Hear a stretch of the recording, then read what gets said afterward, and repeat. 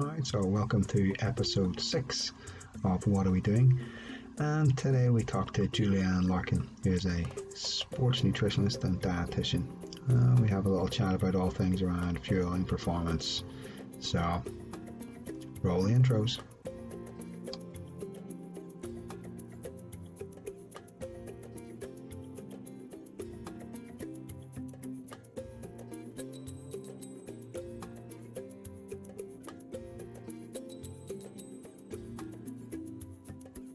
No problem. All right, so thank you very much for taking time out of your busy weekend, Julianne, and joining us today. So, do you wouldn't mind just introduce yourself, give us a little bit of a rundown about your background, your sporting background, and just how you got interested in nutrition and being a dietitian? Yeah, no problem. So my name's Julianne Larkin. Maybe I shouldn't reveal this, 32 years old. I'm a registered dietitian and a sports nutritionist.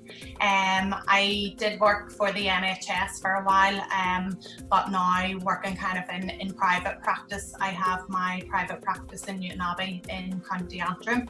I used to swim competitively as well, with Leander under Bobby Medine. Your choice, Peter. And I stopped that competitive swimming probably about 10 years ago now, and then started to move into kind of the nutrition avenue and working that way within swimming. So I suppose where nutrition started for me was back quite early in school. So studying home economics, which is obviously quite nutrition based, and very quickly realised that I loved the nutritional aspects of it, and did very, very well in that at GCSE and A-level. Actually, my claim to fame there is being top in Northern Ireland at GCSE and A-level in it. So I knew, I knew that it was something that I really enjoyed. But actually, originally I thought that I wanted to be a physio. So I had my sights set on that, that I wanted to be a sports physio. And at that time I wanted to stay at home to study. But in the year that I was planning to apply for physio here, they pulled the course. So I thought, right, okay, I need to rethink this. So I started to look at other professionals. I knew it was healthcare that I wanted to be in. So I did some work experience in the likes of radiography, dietetics, occupational therapy, and realised then I wanted to do dietetics. It was something different. I knew it would link into kind of the sport and stuff possibly further down the line. So I went to Leeds and studied that, but very quickly realised that actually I didn't want to be a clinical dietitian. So whilst I enjoyed dietetics, I didn't really want to be in the hospitals and working in that way, simply because of my background in sport. So I knew that I wanted to go down that avenue, but went then to work for the NHS to get my background experience, because I knew that was vital to anything I wanted to do. So I did that, and then for 3 years worked for the NHS, and then went and did my master's in sports nutrition at Jordanstown. So that's how I got into sports nutrition. And then left the NHS and went into private practice then to specialise in sports. So that's kind of how I got to where I am now. I what do you call it? Obviously you work with Danielle and Connor, and you've come down and done a few clinics for us down in Larne, our Christmas camps and stuff. And I mean, people, it's not my area of expertise at all. So I mean, my area of expertise is swimming, and I know enough to know not to answer questions on nutrition. So I know enough to know, ask someone else. So whenever it came to with Connor and Danielle looking to find, and I hate saying this because the more I think about it, it's not a fair reflection, but the more you think about what's the last piece in the puzzle, we put in, and we go, right, well, we need to look at, we've got physio, we've got strength and conditioning, we've got the swimming, we need to add the nutrition. And I think I'd been down and seen you doing a couple of presentations with Swim Ulster, and obviously knew that you had swam for Leander, and that there was obviously a background understanding of the loads that were involved. And I have to say that the difference in Connor and Danielle since they've started working with you is huge. And like I said, it's a disservice to say it's the last piece in the puzzle, because the reality is that although we don't see it, it's the fueling of everything else. So in actual fact, it's the underpinning of all of the things that we try to do. So I'm guilty because the way our brains work. And if I say the last piece in the puzzle is by no means, I understand entirely that it is a core piece of the puzzle. So I've got a few questions from some people who've sent me some messages, so we'll just run through them. I sent them earlier on. I think the easiest way to start is possibly to go with performance. So if we think about how to fuel performance, and if you want to very briefly gloss over some supplementation, and we'll just breeze on past it because it supplements everything else. But if we think about it from a sporting background, so the majority of the people who would swim would be swimming upwards of 16 hours a week, maybe 20 hours a week in terms of gym and training. And any just little pointers about how you go about fueling that sort of performance would be just a little bit of insight would be brilliant. Yeah, absolutely. I suppose one of the major things, I know, Peter, you were talking there about kind of it being the last piece of the puzzle. And I completely agree with you. It is, and it does tend to be the last thing thought about. I think that possibly, especially amongst swimmers, not to say that swimming came late to it in Northern Ireland, but definitely, you know, other sports were kind of engaging in nutrition before sort of swimming got on board with that. I think it comes from, you know, at the end of the day, like swimmers have such high training loads, you know, and the main focus when people think about performance is just focus on the performance aspect, so gym, in the pool and whatever else. But as you said there, you know, I know when I first was speaking to Danielle, obviously about her nutrition, that sort of came about, I think, because she had kind of been stuck a bit, hadn't she? And we were talking around body composition and stuff, and she was highly frustrated because she knew, or you were talking about these changes that need to be made, but she didn't know how to do it or how to go about it, but also to be able to keep performance in the pool going with that. And I think previously she'd been doing maybe like a more generic type nutrition approach, which obviously wasn't ideal. And then with Connor as well, obviously coming on board in September, it was really changing the composition of his diet, wasn't it, Peter? Because he very was really heavy. Yeah, very protein heavy whenever I looked at his, and this is a common theme. I suppose one of the main things that I kind of want to get across is if we look at the training volume of swimmers, very, very high in comparison to other sports, and the major thing that comes out is a very, very low carbohydrate intake, primarily for the volume of swimming that's being done. I suppose just touching on there why I'm talking mainly about carbohydrate. Fat and carbohydrate would be used always during training, but as the intensity increases, then carbohydrate would supply more of the fuel than fat would. So obviously, you know, if we're looking at the duration of sessions, 2 hours, and the intensity being high, then we know that they're going to be burning through a lot of carbohydrate, you know. And when I look at the likes of Danielle's and Connor's intake, you know, on heavy training days where we maybe have 2 training sessions and maybe some gym work as well, like I know for Danielle it's 3,500-4,000 calories. That's a lot of food to be getting through, and they do, you know, sometimes struggle with that. So I suppose the frequency of eating and how much carbohydrate, there absolutely needs to be carbohydrate at every meal, and then all the snacks in between. So we're maybe looking at with them, their 3 main meals, a recovery after maybe a morning session. So when they have the 2 sessions, morning and night, a window where we have 8 hours we want something going in, maybe some of you are aware, in terms of recovery nutrition, so protein and carbohydrate going in within half an hour. And with them we tend to use smoothies, so the protein for the repair of the muscles and carbohydrate then to start replenishing the energy, the glycogen stores in the muscles.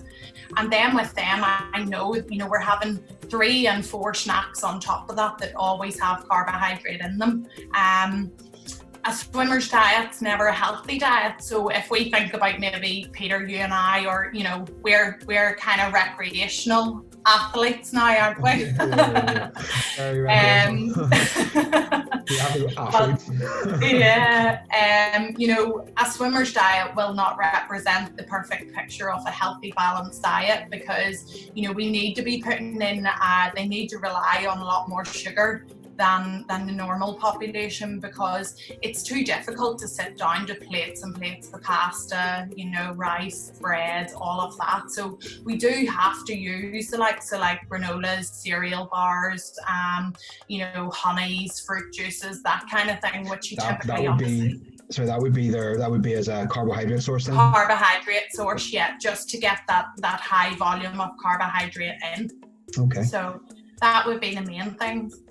All right.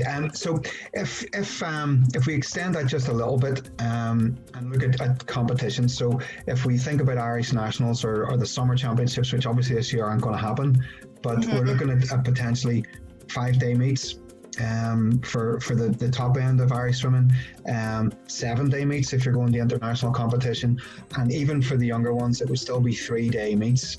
Where they're at the pool from 8 o'clock in the morning, sometimes until after 6 o'clock at night. It's really hard to get breakfast, lunch, and dinner. Yeah. Is there any? I think you've touched on it there with the granola bars and things like that. But would that sort of stuff be what you could snack on between races, so that you can continue to be performing at your best? Yeah, absolutely. So I suppose in the lead up to those sort of longer meets, while swimming kind of wouldn't be a sport that we would look at carbohydrate loading for, what I always say to swimmers is when you're going for 3, 5 and 7-day meets, like you've said there, you're not going to be getting 3 regular meals in, and you're obviously also dependent on your race schedule. It can, you can be doing so many races each day, so you're really depleting those carbohydrate stores as the days go on. So what I try to do is just kind of increase carbohydrate intake for maybe a day or 2 before the start of the meet, and then whenever it starts, so thinking about kind of a carbohydrate based breakfast with a wee bit of protein maybe to start the day, and that would be maybe an hour and a half, 2 hours before. But if it's kind of trying to plan your nutritional intake, so thinking in advance, what does my day tomorrow look like? So if you have races half an hour apart, the only thing that you're going to get in there and what you need to focus on is the carbohydrate. So like we've been saying there, that would be maybe like the cereal bars.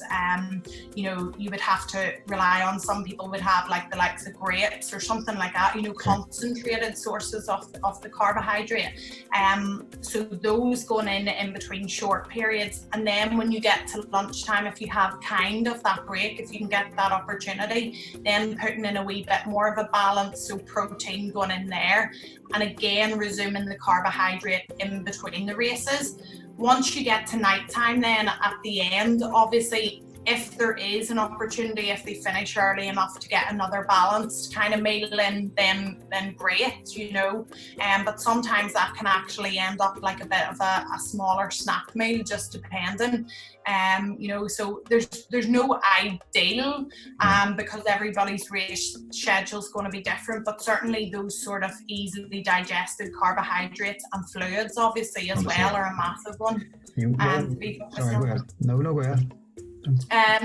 Just and touching on the fluids, because swimmers are notoriously bad with fluids, and that can be simply because you know yourself in training, the kind of drinking lots of fluids, getting out to go to the toilet. So you're trying to balance, you know, the quality of training sessions with not becoming dehydrated. But there definitely needs to be a focus on kind of sipping regularly on the fluids in between races so they don't become dehydrated. I mean, I think people would be surprised to know how much weight you can lose across a meet, and obviously if that's weight loss that's not planned, then performances drop significantly, especially if it's weight loss around dehydration.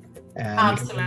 You lose a lot during the day. I mean, we started a couple of years ago in Larne weighing the kids when they arrived at the pool in the morning, and then weighing them before they left at night. And some people were a little bit hesitant about us knowing their weight. And I think it's an education piece around it. I don't care what the weight says. I mean, I don't really care what Danielle's weight is or what any other weight is. It's knowing, is there a significant difference across the day? Absolutely. Yeah. Because if that's dropping, if there's an imbalance then across the day, then we know straight away that that's down to fluid. And I suppose touching on that, why as sports nutritionists we're really interested on the fluid intake is because if, say, any athlete becomes dehydrated, then that will affect primarily skills. The execution of skills, you know, so in swimming we're looking at maybe their starts, turns, that kind of thing, you know. So and their concentration around things just disappears because you know yourself, if you're dehydrated, you can't focus on anything. You know, absolutely. I mean, if you get really dehydrated, you get a blinding headache and you can't do anything.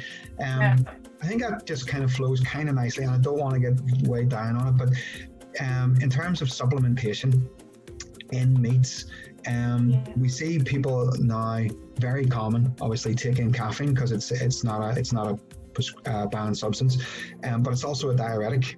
So you see people who would take a caffeine supplement prior to races, whether that's in a form of little pills or cans of fizzy drinks. I mean, caffeine does give a boost. It does help. But it also has to be balanced up with you knowing how much to take around what you weigh. So it's very individual, and understanding that it is a diuretic. So you will become dehydrated afterwards. And I think I don't really want to go too far down that because it is so individual, and every athlete is entirely different. But I think that's maybe even all I want to say on it, because I don't want people to think, oh, I've got to start taking this, because it's a supplement. Yeah, absolutely. I suppose I'll just touch on supplementation, Peter, there, if that's okay. Whilst we're at it, I may as well kind of cover from a sports dietitian's perspective. I always say, if in athletes under 18, we just really try not to encourage supplementation, and that is basically because we're really trying to push their understanding in terms of food and what that is going to do on performance. You know yourself, if I turn around and say, well, sure, just take this supplement, that'll really help, they're going to buy into that faster than looking at the basic foundations of their nutrition. We touched on at the start there, Peter, the significant difference that both Danielle and Connor have seen. Now, we don't use heavy amounts of supplementation. If anything, we're on the very minimal. And we have 2021 adults. Yeah, absolutely. We have very much focused on the basics, aligning their nutrition, their carbohydrate with their training load, and the impact that has had on their performance is it far outweighs anything that you're going to get from a supplement. Supplements are just the icing on the cake, that tiny percentage, and in actual fact, if you take them based on a per diet, you probably aren't going to notice any difference at all. So you're kind of just wasting money, you know. I don't really use them unless it's with kind of those top end athletes, and we're looking, you know, we've nailed the nutrition and we're just looking for that little bit extra. But like you said, with the caffeine, it needs to be a very specific regime for them based on their weight and everything else. So, you know, people need to, and swimmers need to be consulting with sports nutritionists if they do want to be taking supplements rather than just kind of adding them in, you know. I mean, I know that when he started working with Connor, the biggest difference that he found was the reduction in the protein. So he was eating protein in his diet, and he was taking protein shakes, and he was taking recovery protein shakes, and he was fueling effectively with protein. And my very, very limited understanding is that if you just keep taking protein, you effectively just pay it out. Absolutely. You know, so you're taking money away, really. Yeah, his calorie intake, yes, he was taking in probably enough calories, but the composition was just wrong. So the more protein he was eating, then the less carbohydrate, the less room there was for that. So obviously the right fuel just wasn't there. I mean, to be honest with you, when it comes to protein, I would much rather sit down with a nice big steak than a strawberry flavored milkshake. To be absolutely, you know. So I mean, if you're going to get your protein, or when you get your protein, the source of that protein, I would 100% rather eat a steak. I mean, I suppose the only time that I kind of look at that sort of thing, you know, is if I'm thinking maybe Connor's intakes 4,500 calories, say for talk's sake, on a heavy training day, trying to get that amount of food in general, you know what I mean? So I would sometimes use like the protein shake or something like that with him, just to get food in a way that is easy, he can tolerate, you know, and he's not sitting down like force feeding himself, you know. So we just it's just occurred to me, no names, right, but in a previous life when I was coaching in City of Belfast, obviously people read stuff, and they read that Michael Phelps was eating 15,000 calories a day, right? And we had a swimmer there who decided that if that's what Michael Phelps was doing, that's what they were going to do. And they went there, and I don't know how they ate 15,000 calories. But after 2 days, they couldn't move. That is a lot of calories. But again, you probably find that Michael Phelps it's always exaggerated, so it was maybe not 15,000 calories, you know, but he was taking it in quick and easy ways, whereas we had athletes who were trying to sit down to bowls of pasta. If you can imagine, you know, when I say there that after training sessions, like we would use smoothies quite often, it's much easier to like drink a volume of liquid, you know, than it is to sit down to 1,000 calories in after a training session, you know. 100%. So but people here, you always get those generic, and if one athlete's doing it and it works for them, then of course it's going to work for everyone else, but it's not quite as simple as that. It's just people looking for the quick fix, really, rather than yards, you know. I think that moves reasonably comfortably into fatty diets, right? And again, probably not so much in terms of athletes. Athletes possibly don't get involved in fatty diets, but maybe their mums and dads do. I know I've kind of been guilty in the past of latching onto something and going that might work for me, or that might work for me, but they're in my experience unsustainable. I said to you earlier on that I currently am on intermittent fasting, which is probably for me one of the better fits. But if you just want to very briefly just on what your opinion is on generally fatty diets. Absolutely. I suppose in relation to my experience of people following fad diets is generally for weight loss. So that's kind of where they start. And there's so many of them out there, like reams and reams, and the most crazy ones that are just, as a dietitian, you look at them and think, oh, flip, where did that come from? Another one. But You know, at the end of the day, there's no one diet that is the perfect answer. Every single system, so like, for example, Peter, there where you're saying about the intermittent fasting, at the end of the day, if someone starts following intermittent fasting, it's not because of that fancy system that it's magic or doing something different. It's basically limiting your period, your window of eating. Yeah. So it's limiting your calorie intake, and that's what fat loss or weight loss comes down to, a reduction in calories, you know. Yeah. If we think about any other diet, so if we look at the likes of like a ketogenic diet, it's exactly the same thing. They take out a food group, so carbohydrates, so what do? They reduce the calorie intake by taking out a food group, you know. So there's so many different systems, but at the end of the day, in terms of, you know, there's no point in going on a fad diet, dropping weight, and then just to rebound and be worse off. You need to be doing something that's sustainable for you. And for me, that always just comes back to a kind of reduction in calories, but a healthy, balanced diet, you know, that's health promoting and something that you can keep doing long term. So again, I think that basically calories in has to be less than calories out if you want to lose weight. Absolutely. You know? Yeah, that's the bottom line. That's it. Okay, I think we've got one more, I think is just from Brian, who wanted just a few little pointers around, obviously at the minute, definitely swimmers are finding that they can't train, at least not to the extent that they used to train. And like you said, calorie intake could have been upwards of 4,500 calories a day on heavy training days.